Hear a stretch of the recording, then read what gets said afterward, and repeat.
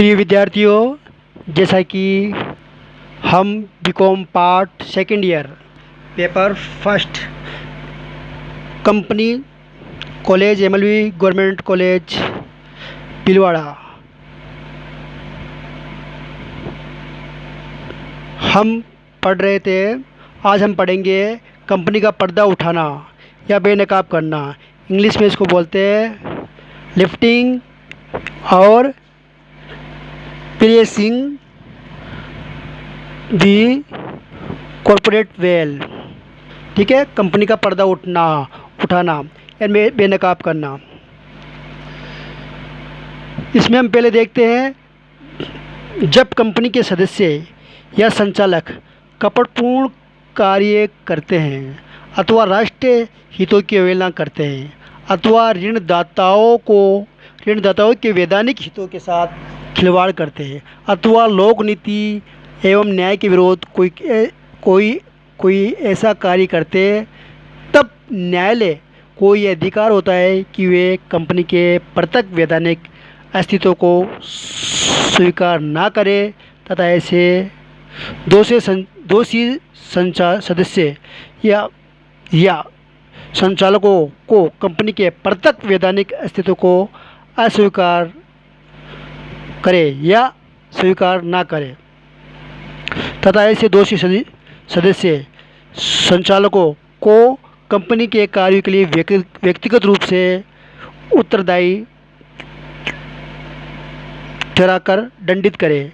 ऐसा करना सामान्य हितों को संरक्षण प्रदान करना है। इसे ही कंपनी का पर्दा उठाना या उसे बेनकाब करना कहते हैं।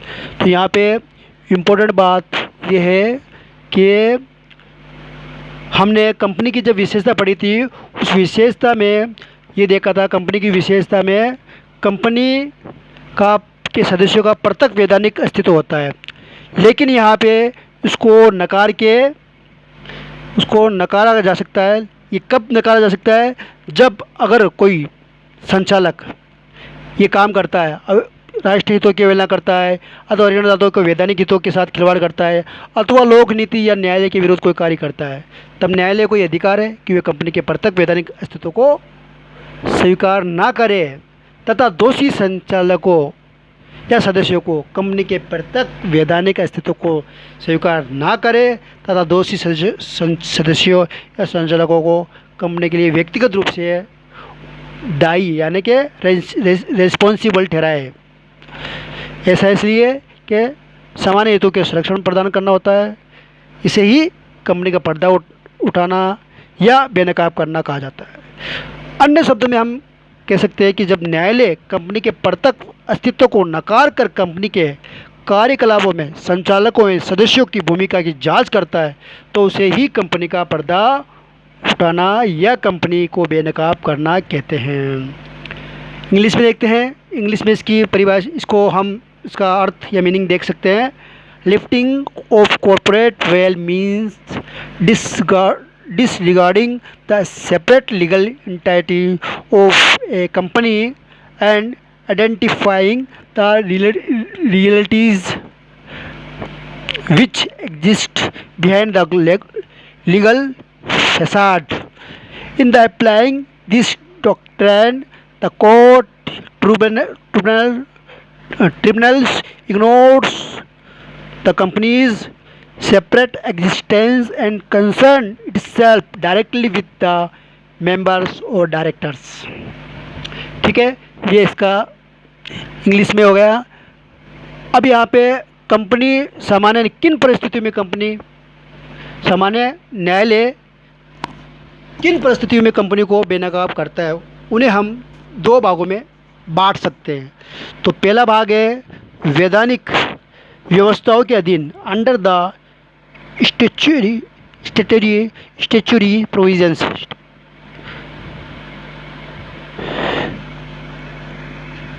Under the स्टेटरी provisions. फिर दूसरा न्यायिक निर्णयों के अधीन अंडर जुडिशियल इंटरप्रिटेशंस। ठीक है, हम अब इनको अलग अलग विस्तार से हम अध्ययन करेंगे। ये कंडीशन ये वैधानिक व्यवस्था के अधीन, इसको आगे देखते हैं। वैधानिक व्यवस्था के अधीन, under the statutory provisions, company अधिनियम के अंतर्गत कुछ ऐसी परिस्थितियाँ उत्पन्न हो जाती है जिनके कारण कंपनी का पर्दा उठाना पड़ता है, जो इस प्रकार है।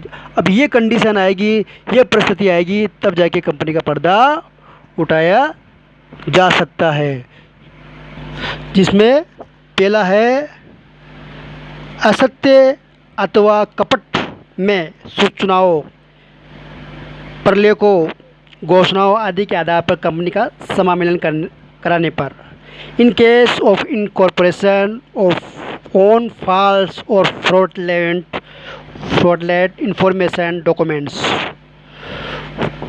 फ्रॉडलेंट, ठीक है, फ्रॉडलेंट का मतलब होता है यहाँ पे कपट में, ठीक है। अब ये कब स्थिति आती है, तो इसमें हम देखते हैं, अगर किसी कंपनी का समामेलन किसी भी तरह से करवा लिया जाता है, निम्न में से किसी भी तरह करवा लिया जाता है, तो कंपनी के सदस्यों का दायित्व असीमित करने का डायरेक्शन दिया जा सकता है। किसके द्वारा? ट्रिब्यूनल्स के द्वारा, जो अधिकारी जो या न्यायालय के द्वारा डायरेक्शन दिया जाता है। यहाँ पर कंपनी के एक प्रत्यक्ष अस्तित्व को नकार का अथवा समामेलन के पर्दे को हटाकर रियल्टी को देखा जा सकता है, ठीक है। समझने वाली बात यह है कि अगर किसी कंपनी का समामेलन निम्नलिखित, जो मैं आगे बताऊंगा आपको, में से किसी भी तरह से करवा लिया जाता है, तो कंपनी के सदस्यों का दायित्व असीमित करने का डायरेक्शन या निर्देश दिया जा सकता है। किसके द्वारा? ट्रिब्यूनल, यानी या न्यायालय के द्वारा। न्यायालय के द्वारा भी हो सकता है, ट्रिब्यूनल के द्वारा भी, जो भी है, जो संबंधित अधिकारी है वो दे सकते हैं, दे सकता है। यहाँ पर कंपनी के प्रत्यक्ष अस्तित्व को नकारा जा सकता है अथवा समामेलन के पर्दे को हटाकर रियलिटी, जो वास्तविकता है, उसको देखा जा सकता है। अब ये वो मैंने बताया आपको, वो निम्नलिखित अब वो कौन सी परिस्थिति होगी, वो कौन से वो बातें होगी, तो ये कंडीशन आ सकती हो, वो इस प्रकार है। यदि किसी कंपनी का या किसी काम का, कंपनी में किसी काम कपट में कार्रवाई के आधार पर किया गया है, वही फ्रॉड के द्वारा, फ्रॉड एक्शन के द्वारा किया गया है, पहली कंडीशन। दूसरी, कंपनी के समामेलन हेतु घोषणा में किसी महत्वपूर्ण तथ्य, फैक्ट या सूचना को छिपाया गया है, इन्फॉर्मेशन को क्या कर दिया गया है? छुपा दिया गया। तीसरा है, यदि सूचना का असत्य प्रस्तुत कर दिया गया, जो प्रेजेंटेशन था, जो प्रस्तुत करने का था, वो क्या है?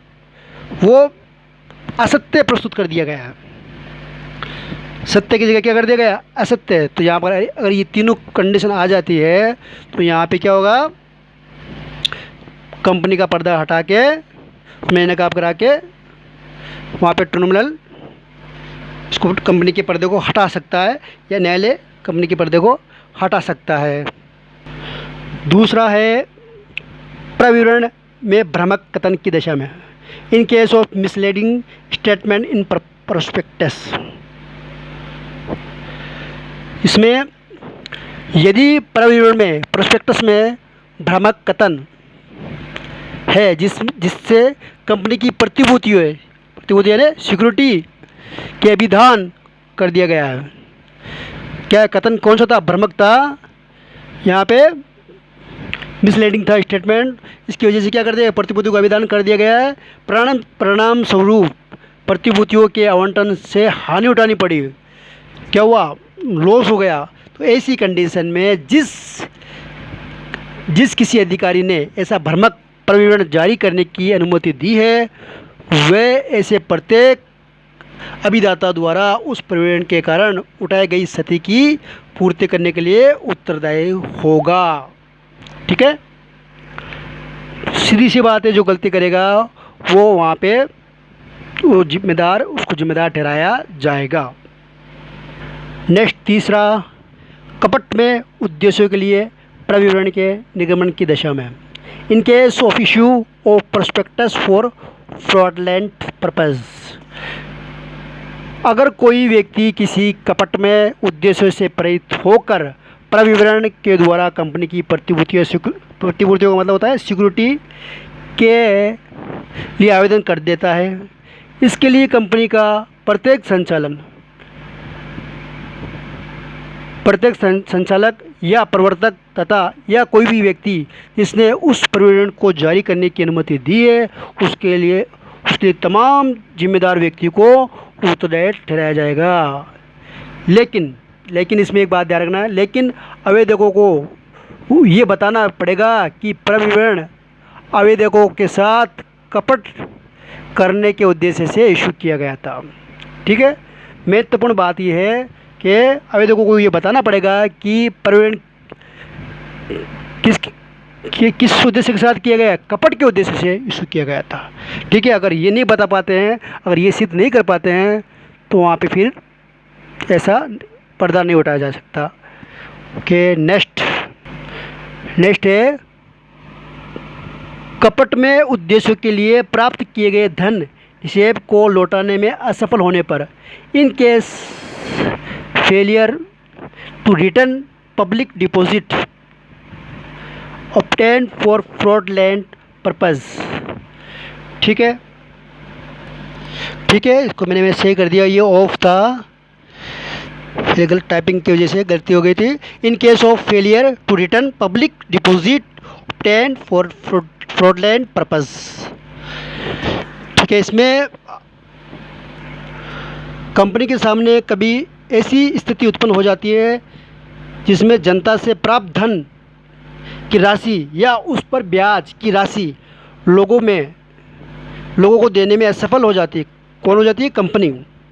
अगर ऐसी कंडीशन में ये प्रूफ हो जाता है कि निक्षेपकर्ता डिपॉजिटर्स के साथ कपट करने के उद्देश्य से प्राप्त किया गया है, धन कैसे क्यों प्राप्त किया गया है, उनको जो धन प्राप्त किया गया है वो कपट के उद्देश्य से प्राप्त किया गया है, ये सिद्ध हो जाता है, तो यहाँ पर प्रत्येक अधिकारी को निक्षेपित डिपॉजिट जो डिपॉजिट था, जो धन डिपॉजिट करवाया गया था वो एवं उस पर ब्याज लौटाने के लिए जो भी जिम्मेदार व्यक्ति होगा उसको पर्सनली रूप से रिस्पॉन्सिबल ठहराया जाएगा। नेक्स्ट है सूत्रधारी एवं सहायक कंपनी की दशा में इन case of holding and subsidiary company. ठीक है, हाँ, नेक्स्ट क्या था अपना, सूत्रधारी कंपनी सहायक कंपनी की दशा में इन case of holding and subsidiary company. इसमें क्या होता है, सूत्रधारी कंपनी उसकी सहायक कंपनी प्रत्येक कंपनी का अपना अपना पृथक वैधानिक अस्तित्व होता है।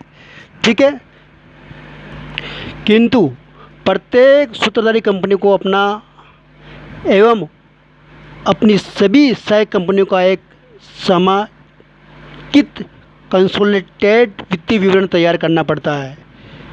इसके अलावा प्रत्येक सूत्रधारी कंपनी को इस समेकित वित्तीय विवरण को अपने स्वयं के प्रत्यक्ष वित्तीय विवरण के साथ अपना वार्षिक साधारण सभा में भी प्रस्तुत करना पड़ता है। ये प्रावधान प्रोविजंस एक सीमित उद्देश्य के लिए इन कंपनियों के प्रत्यक्ष अस्तित्व को नकार देता है। ओके, नेक्स्ट है कंपनी के स्वामित्व की जांच करने के लिए for investigation of ownership of A company.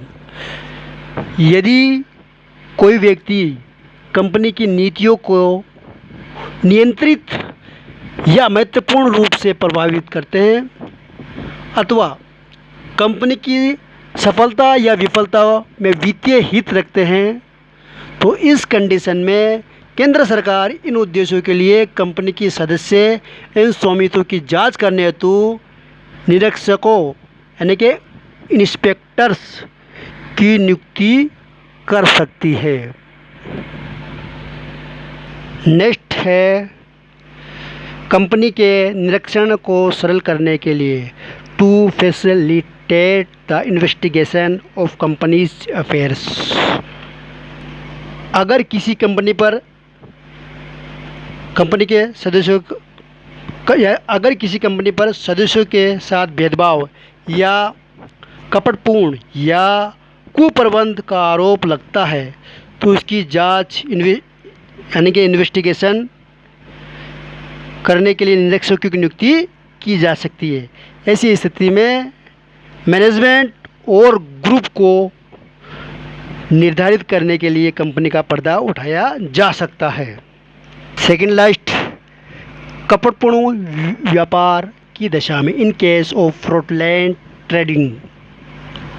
यदि कंपनी का व्यापार लेनदारों या अन्य व्यक्तियों के साथ कपट करने के उद्देश्य से किया गया था, ऐसी स्थिति में न्यायालय उन व्यक्तियों को कंपनी के सभी जो ठीक है, ऐसी स्थिति में न्यायालय उन सभी व्यक्तियों को उत्तरदायी ठहराया जा सकता है जो ऐसा कपट का काम, फ्रॉड का काम किया है। ठीक है, वापस देख लीजिए एक बार, बिल्कुल सिंपल है। कपटपूर्ण व्यापार करने की दिशा में यहाँ पे जो भी व्यापार कर रहा है कोई भी अधिकारी के द्वारा लेनदारों के साथ या अन्य कोई व्यक्ति के साथ में ऐसा काम किया जो दूसरे को धोखा देने के हिसाब से किया गया, फ्रॉडलेंट क्या किया गया, ट्रेडिंग किया गया, तो यहाँ पे जो भी जिम्मेदार व्यक्ति है उसको उत्तरदायी ठहराया जाएगा। लास्ट, कर भुगतान न करने की दशा में इन case of non payment of tax. किसी वर्ष कंपनी द्वारा कर नहीं चुकाया गया